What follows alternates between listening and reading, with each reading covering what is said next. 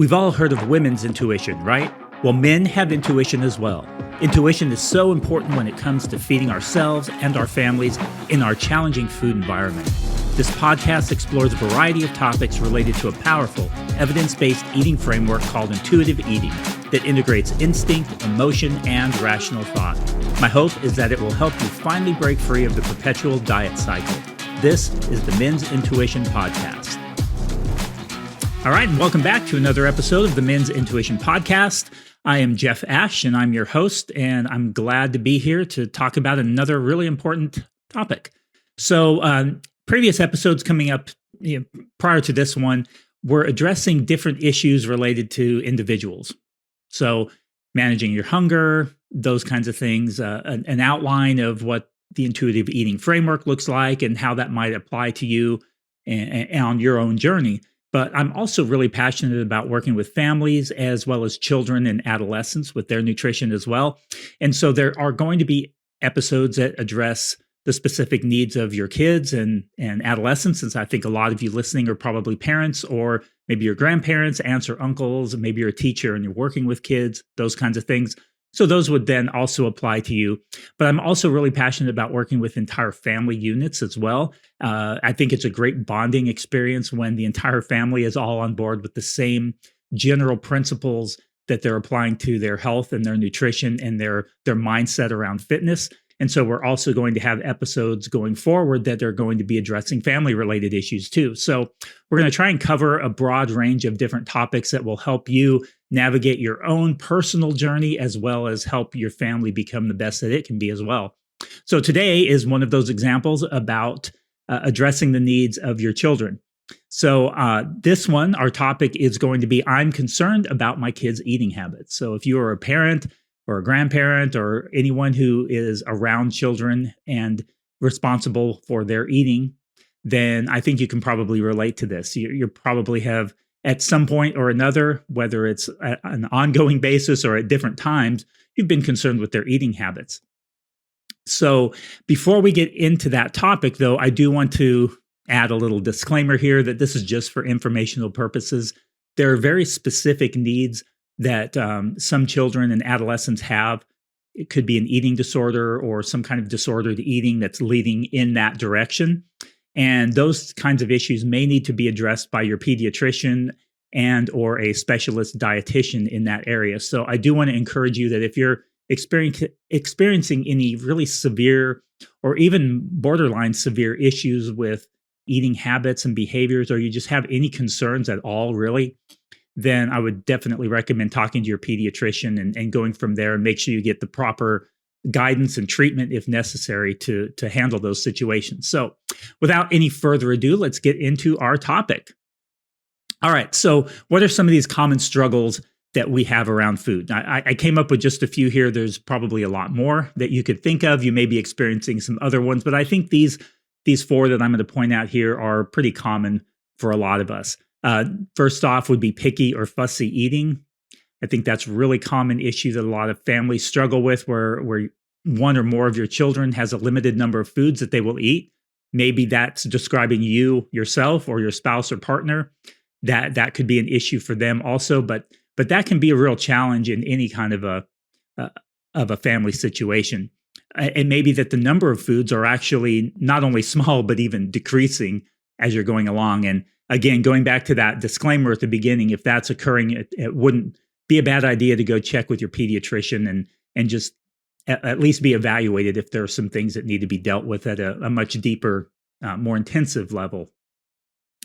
But I don't really like these terms, so be careful when you label yourself or your children in that way. You certainly don't want your kids to go around thinking they're a picky eater because you're always telling them and reminding them that they're a picky eater, because that can really backfire. It sort of manifests itself in different ways, where the kid will say, well, I'm just a picky eater, so I'm probably not going to like that. It's a new food. I'm not familiar with it. I'm a picky eater, so I'm not even going to bother trying it.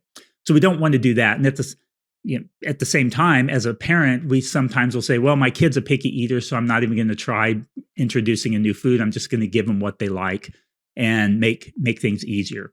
But our job as parents is really to equip our children to thrive when they become an adult. And so anything that we can do to expand their food variety is going to be beneficial to them when they're navigating social situations, but also just for health in general. So I encourage you to avoid those labels if at all possible.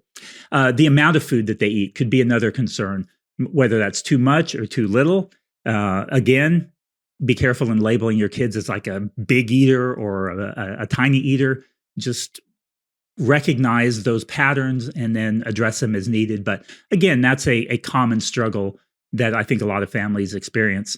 And sometimes you have that in conjunction with the picky or fussy eating, or these other two, like sneaking or hiding food, another common issue, or kids that are overly obsessed with sweets. So again, sometimes we have one of these issues as kind of a factor in our family or with a particular child. Sometimes we have several children, each of them having a different one of these issues, or we may have a child with all of these and then some, right? And so how do we deal with those things? Well, our tendency is to institute rules and add pressure to get them to comply with what our eating expectations are for them. Now, this comes from a genuine concern for their health. We really do want the best for them. I think most parents, that's ultimately what's at the foundation of what they do and the decisions they make. And I'm sure that's the case with you as well. Even though I don't know you, I have a strong suspicion that if you're a parent, that's really what it comes down to. I mean, that's just that natural instinct that we all have. We want the best for them. We want them to develop good and healthy eating habits that'll carry them over and hopefully avoid any issues that maybe we experienced growing up. Often we broadly view this, though, as another discipline issue or a character trait that we need to develop in them. And that's where we can get a little off track when it comes to feeding our children. Food consumption is completely different than other areas of our life that require discipline and character building and that kind of thing. Cleaning your plate or eating your veggies is not a character trait. It's not a moral issue. Failing to do so is not a character flaw or even a show of defiance. Now, I'm not saying that our children wouldn't use that in some cases to show defiance, but in general, not eating food, we shouldn't view it in that way because our bodies and the way that we navigate food and the food environment is very different than other areas that are behavioral.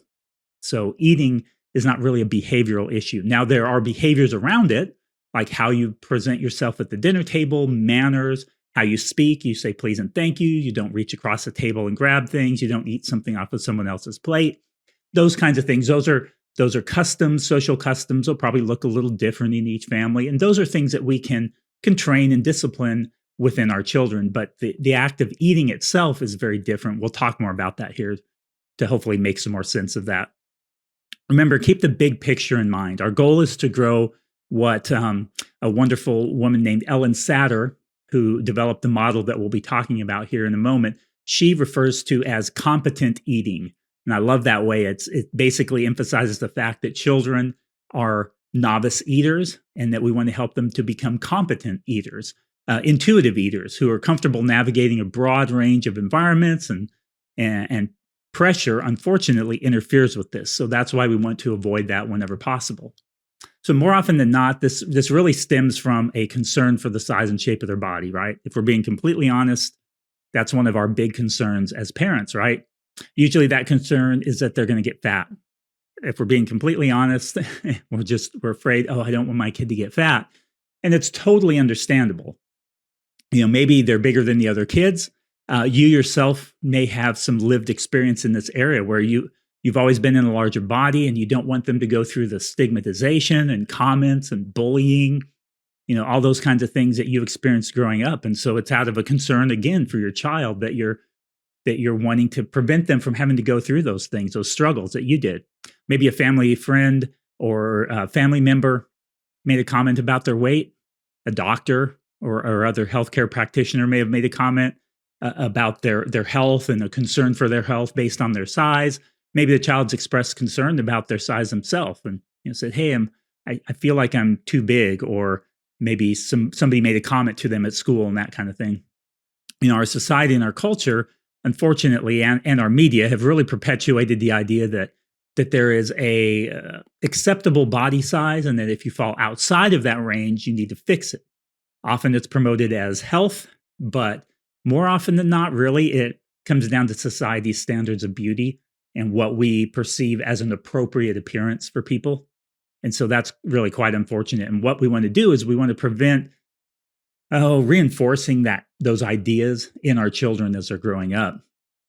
So why is this a problem? Why is it a problem that we would be fixated on the size and shape of their body or approach health from a size and shape perspective? Well, each of us has this kind of genetic blueprint that really dictates in large part how our body will develop. And our bodies tend to maintain their weight within kind of a preferred range. And this comes back to something called set point theory, which there's some good evidence for that. And, there's some conflicting opinions on how this works and the mechanisms, but it's something that we tend to observe in people, is that we tend to maintain this kind of range of body weight, and it varies from person to person. And our body does a pretty good job of maintaining that over time, of course, unless there are disruptions that occur. And our bodies, as I said, do an amazing job of maintaining it in the absence of these disruptions. So what are these disruptions? Things like trauma, stress, illness, injury, maybe medications. ADHD medications are something that can significantly impact appetite. And so that's something that a lot of parents struggle with when their kids go on that kind of a medication. Pressure in the feeding relationship is another big one. And that's one of the ones we're focusing on today with the model that I'll be unveiling here very shortly. So continue listening. Our bodies have these mechanisms in place, really, that help regulate our food intake and our energy expenditure to maintain this kind of range that's ideal for us as a unique individual. It's often referred to, again, like I said, as a set point. There's another theory called settling point. We won't go into details here on those, but these are ways of describing how these mechanisms play off of one another. And it's basically how hunger, satiety, and our energy expenditure play off each other and interact with each other. There's no single variable that we can just modify in isolation to affect the change that we might desire. So you can't just say, oh, well, I'm bigger than I want to be, so all I have to do is eat less and or move more. The problem is that when you eat less, it impacts your energy expenditure in unforeseen ways often. Likewise, when you add more activity or less activity, it also can impact your energy expenditure further, but it can also impact your appetite. So they play off each other in a very significant way. And so it's important that we don't oversimplify these things. It's a very complex kind of a system that goes on inside the body. And that's why we need to be really careful with oversimplifying it, which is what diets tend to do. They tend to say, oh, well, just eat less. That'll get you down to the weight you want. Or just move more. Or a combination, just eat less and move more. But it's far more complex. And that's just at the physiological level, biological level. Now you start to bring in things like the emotional facets of health and psychological and social and spiritual, economic, intellectual, all these other facets of health on top of those biological processes. And now we've even made it much, much more complex. And so as hopefully you're starting to see here that we just need to be really careful that we aren't oversimplifying things here.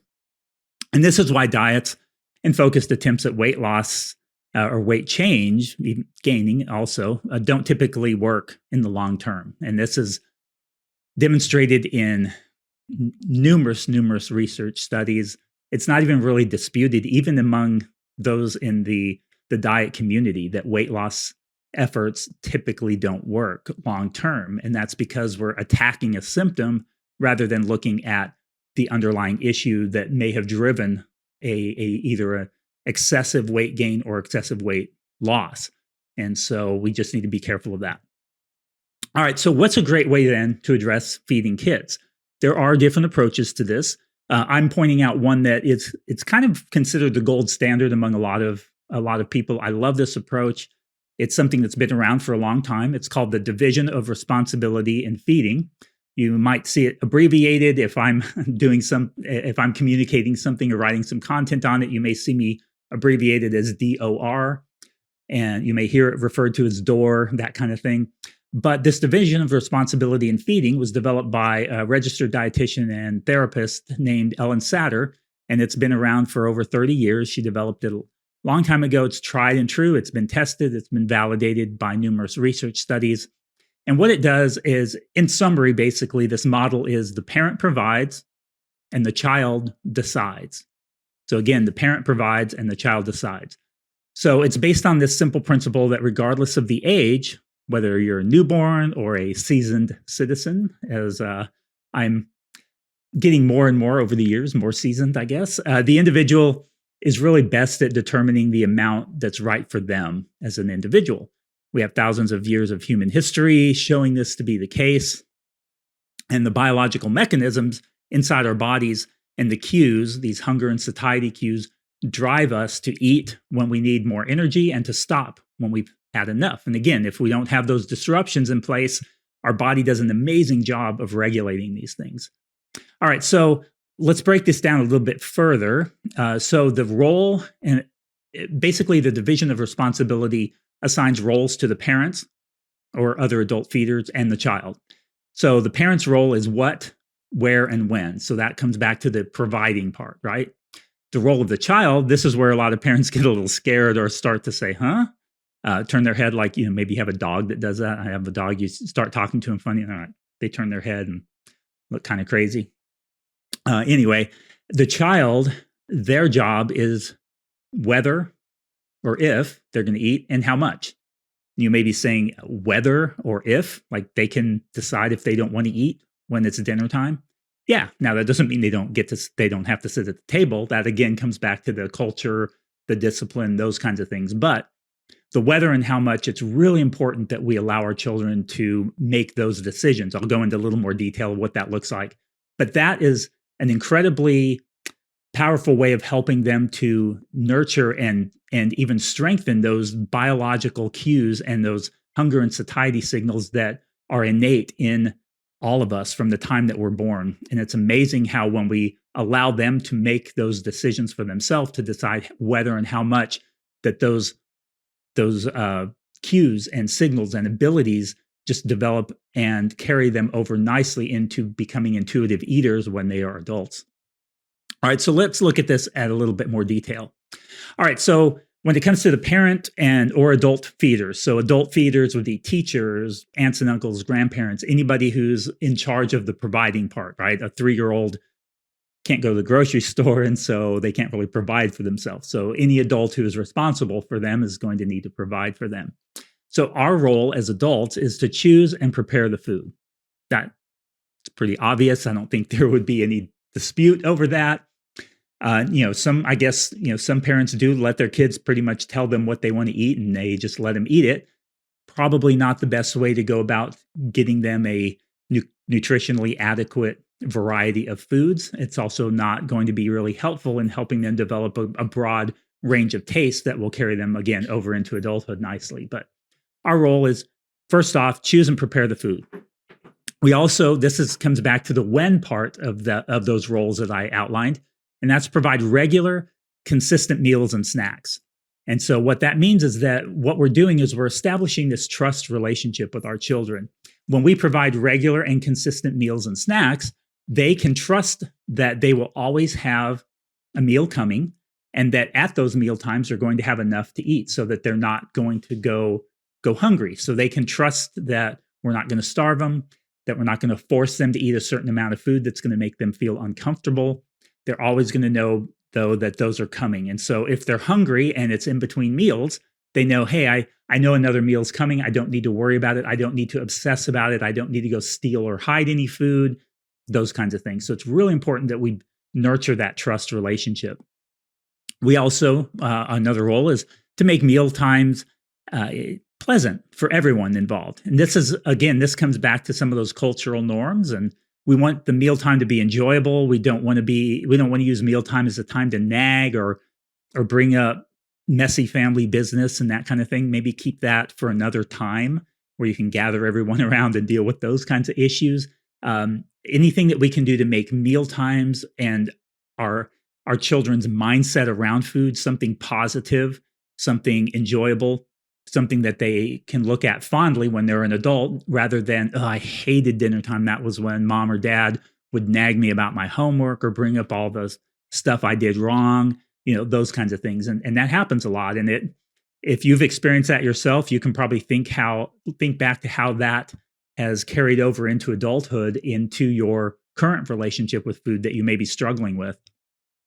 These are also times that we show our child by example how to behave at family meal times. And again, this is going to look different for every family. Some families use utensils like chopsticks or forks and knives, and others might use hands more often. Where you put your napkin, some people may put a napkin over their shirt, some in their lap.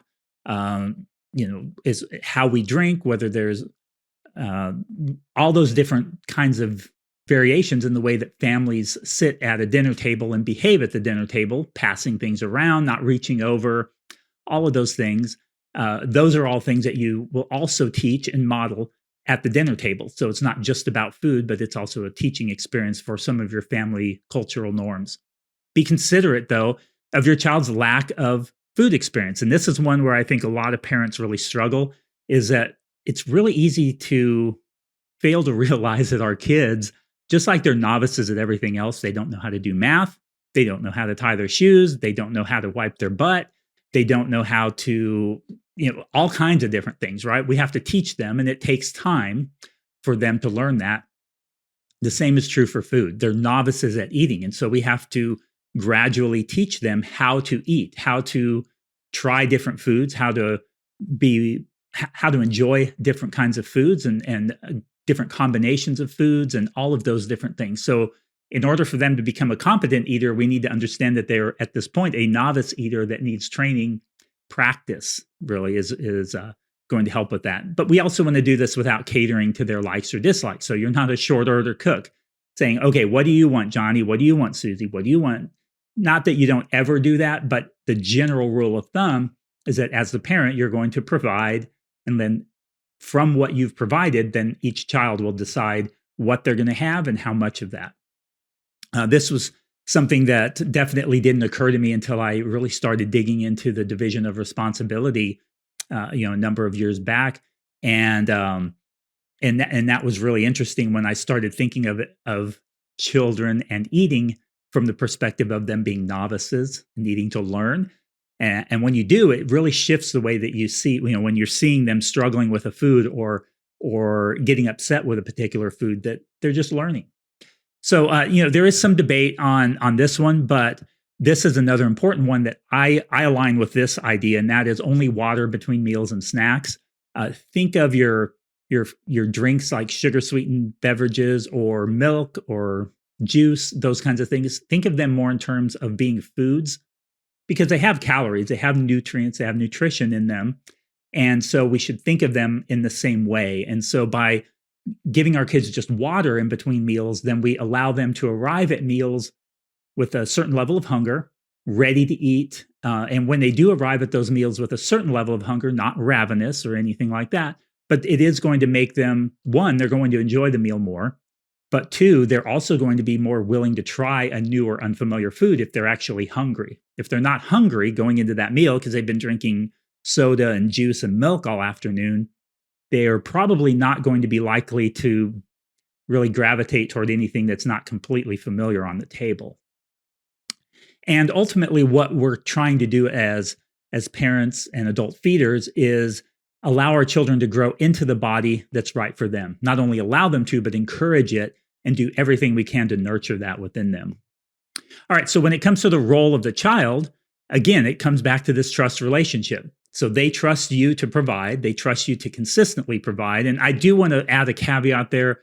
If you're somebody who struggles with food insecurity for economic reasons, I hope that this doesn't make you feel bad about that. I mean, we all come in at this thing from different perspectives, and provision can be a really, really challenging thing for some parents. And so just keep in mind that all of this is in the context of provide to the best of your ability, and know that children are pretty resilient in a lot of ways. And if we're really prioritizing the provision part, then we're doing the best that we can. So just keep that in mind. So when it comes to the role of the child, then you can trust your child to eat. So, when you provide food for them, they're going to eat. And the reason they're going to eat is because they have a biological drive. And again, if there's not some kind of major disruption in that drive, they're going to eat when we provide for them. So you can confidently trust them to do that.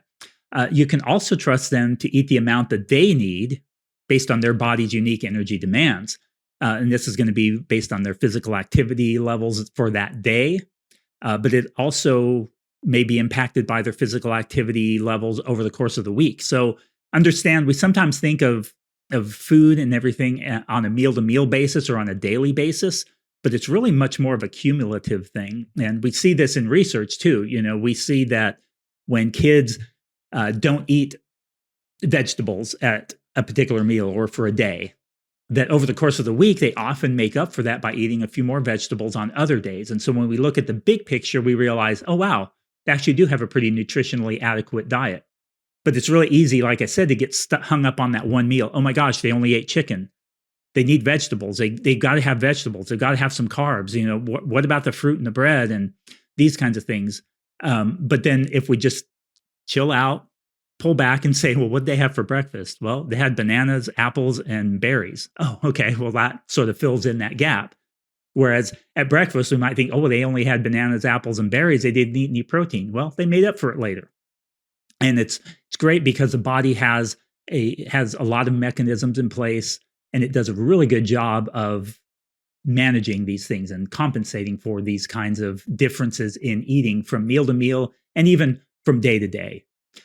You can also be confident that your kids are going to learn to eat the food that your family enjoys. So when you provide these different foods that your family traditionally enjoys without pressure, you can be confident that eventually your kids will learn to enjoy those foods. Now, it doesn't happen immediately. Again, they're novice eaters, and they're also each very different. They're different in the way that their taste buds respond. They're going to be different in their likes and dislikes and preferences.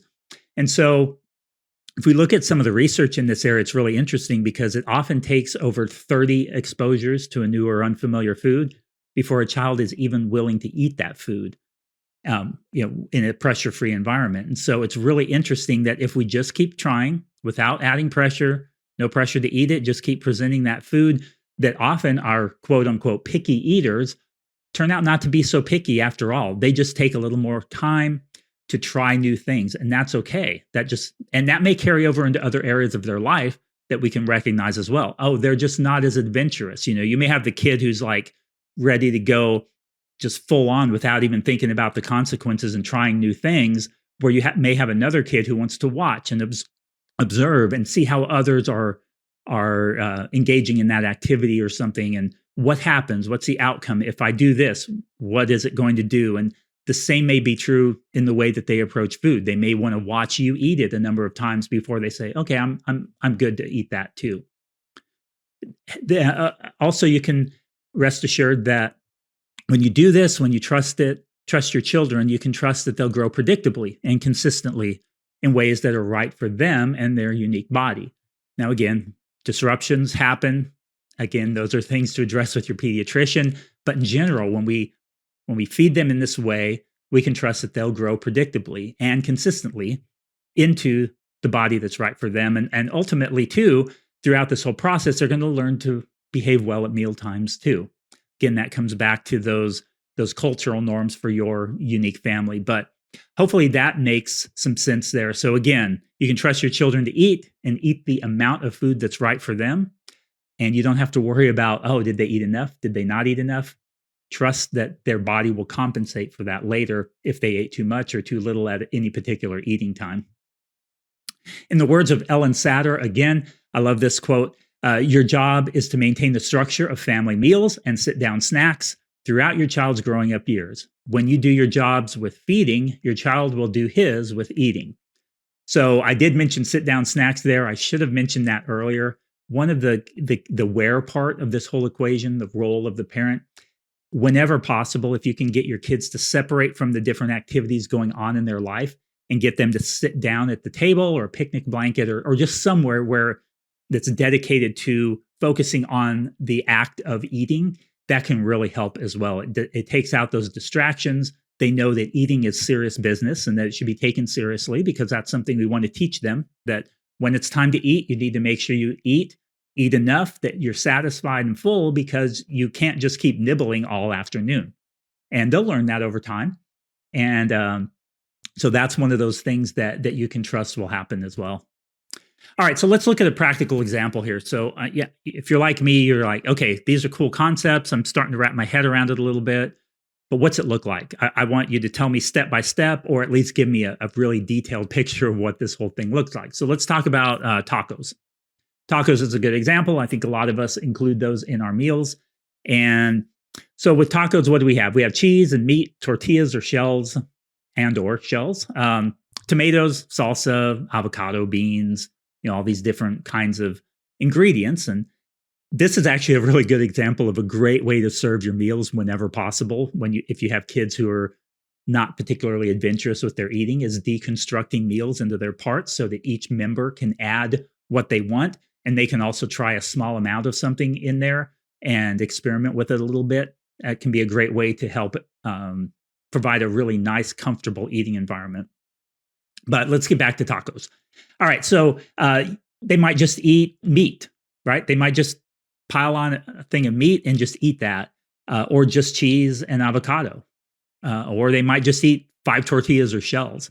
I know when I was growing up, there were a lot of times where I just had the meat and shells, maybe cheese, but often I would just have the meat and shells. Other times I'd have everything, lettuce, tomato, those kinds of things. I never ate avocado until I was almost 40 years old, surprisingly. Now I love it.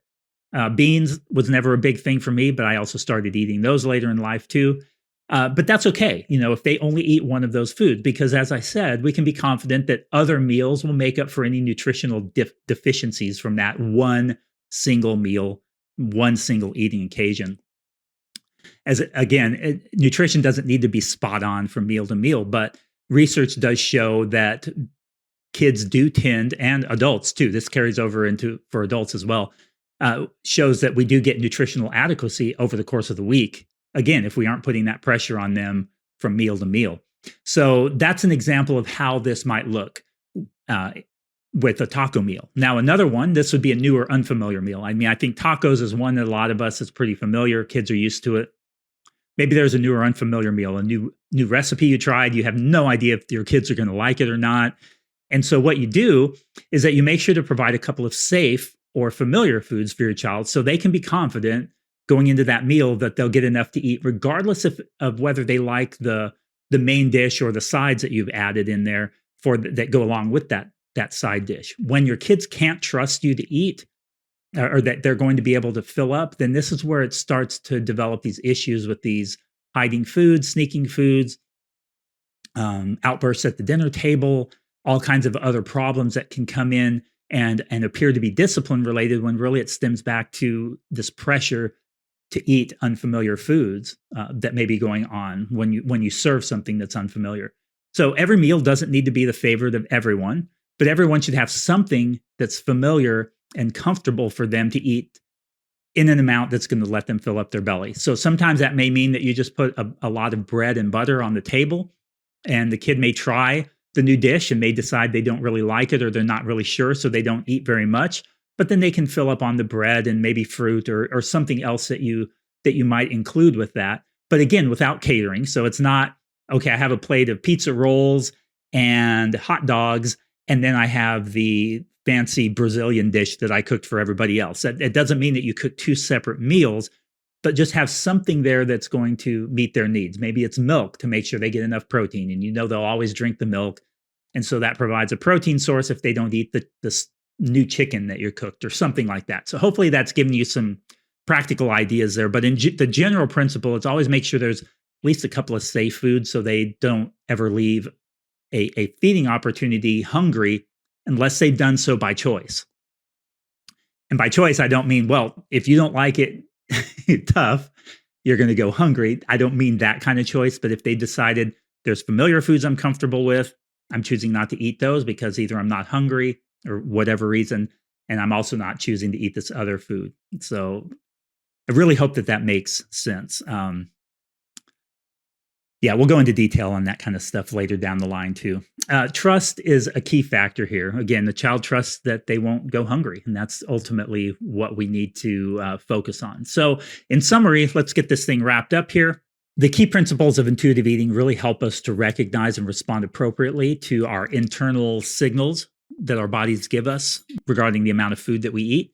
Honor your hunger, feel your fullness, satisfaction in our eating, coping with our emotions without food, and making peace with food, all of those important principles. And so what we want to do then as parents ultimately is we want to encourage this innate ability in our kids as early as possible. And we also want to nurture it over time so that it really carries them over into adulthood, so that they're thoroughly equipped to navigate extremely challenging food environment and culture that we all find ourselves living in. So I hope that you found that helpful. Again, this is just a very, very brief overview on the topic. I just kind of laid out some principles here, gave you a few little examples, specific examples, but there really is so much more to it. So feel free, though, to reach out to me on social media if you have any questions about any of the specifics of this, or maybe even a specific detail that's going on in your own family. I'm more than happy to help out. It may be that you might find it helpful to work with me for a period of time just to get some ideas and kind of talk through different things, and happy to talk to you about that.